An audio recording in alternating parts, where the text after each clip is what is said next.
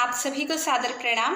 मैं नेहा सिलवाल उत्तरकाशी की रहने वाली हूं और डीबीएस पीजी कॉलेज से बीएससी द्वितीय वर्ष की छात्रा हूं। जेबीपी फाउंडेशन के माध्यम से सामाजिक समस्याओं के विषय में अपने विचार मुझे आप सभी के समक्ष रखने का मौका मिल रहा है, ये मैं अपना सौभाग्य मानती हूँ। यदि हम बात करें सामाजिक समस्याओं और कुरीतियों की, तो हर व्यक्ति एक लंबी लिस्ट के साथ तैयार खड़ा मिलता है, परंतु मेरा मानना है कि कोई भी समस्या छोटे छोटे रूप में जन्म लेकर भी बड़ी बनती है, तो उसका हल भी छोटे छोटे कार्य कर कर निकाला जा सकता है। आज मैं बात करना चाहूँगी एक ऐसी सामाजिक समस्या की, एक ऐसे सामाजिक मुद्दे की जो शायद हमें समस्या लगती ही नहीं, क्योंकि इसकी जड़ें परंपरा के नाम पर कहीं ना कहीं बहुत गहरे रोप दी गई हैं। जी हाँ, मैं बात करना चाहूँगी समाज की, दुनिया की, हमारे घर के आधे मनुष्यों की। दुनिया की आधी आफतें, आधे दुख और आधे परेशानियाँ जिनकी हैं उनकी। हाँ, मैं बात करना चाहूँगी महिलाओं, स्त्रियों और बेटियों की।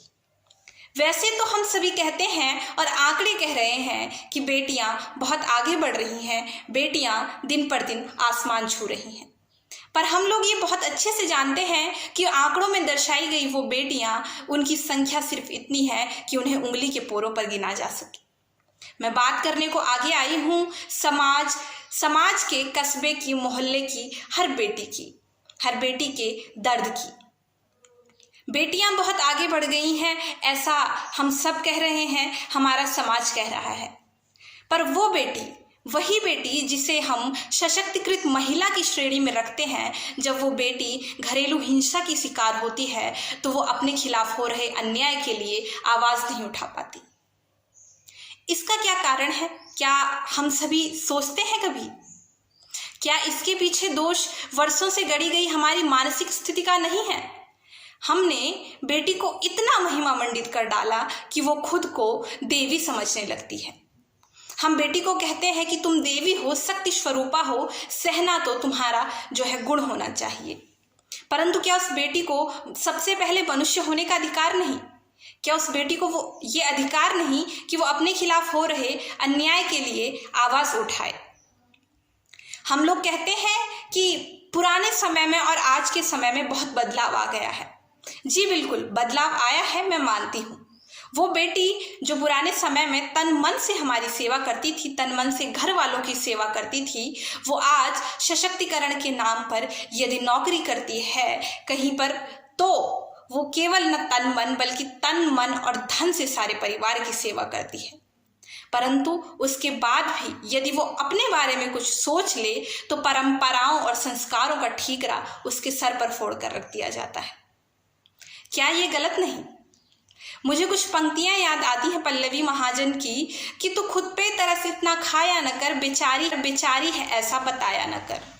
तू खुद पे तरस इतना खाया न कर, बेचारी है ऐसा बताया न कर। तुझे भी पढ़ाया लिखाया गया है, तू अपने अरमानों को यूं जाया न कर। तुझे भी पढ़ाया लिखाया गया है, तू अपने अरमानों को यूं जाया न कर। तू किसी और की जिम्मेदारी नहीं है, तू किसी और की जिम्मेदारी नहीं है। तू लड़की है लेकिन बेचारी नहीं है, तू लड़की है लेकिन बेचारी नहीं है। और मैं मानती हूँ कि जो व्यंग्य है या जो व्यंग्य हम कसते हैं वो कहीं ना कहीं वास्तविकता का द्योतक होता है, परंतु मेरा मानना है कि बेटियों का जो सबसे महत्वपूर्ण अधिकार है वो शिक्षा होना चाहिए।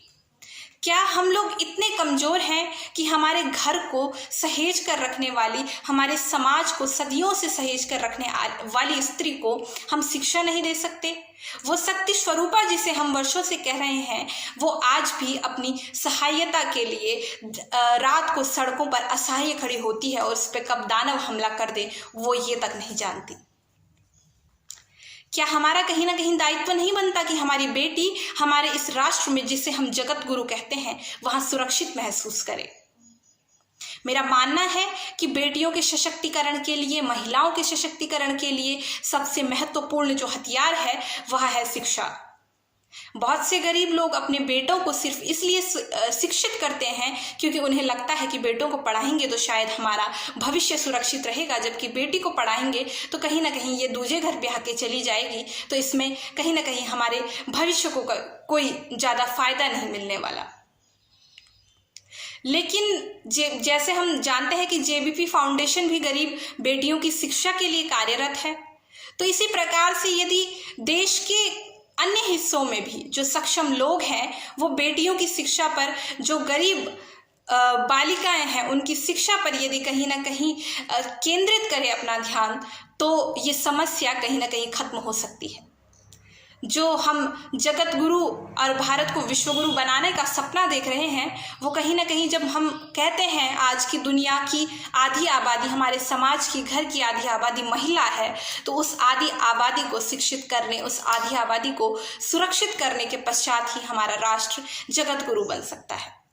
भारत विकासशील देश से विकसित देश की श्रेणी में जाएगा यदि हमारे देश में स्त्री और पुरुष की, यदि हमारे देश में स्त्री पुरुष में असमानता खत्म होने पर आएगी और बेटियों की शिक्षा पर, उनके सशक्तिकरण पर कहीं ना कहीं जोर दिया जाएगा। तो मैं आग्रह करती हूँ आप सभी से कि आपके आसपास आप जिन बेटियों को, जिन असहाय लोगों को देखें कि वो अपनी बेटियों की शिक्षा दीक्षा कराने में संभव नहीं है, तो आप लोग जरूर इस प्रकार से उनकी मदद करें और कहीं ना कहीं एक समाज को सुंदर बनाने में, सफल बनाने में अपना योगदान दें। बहुत बहुत धन्यवाद।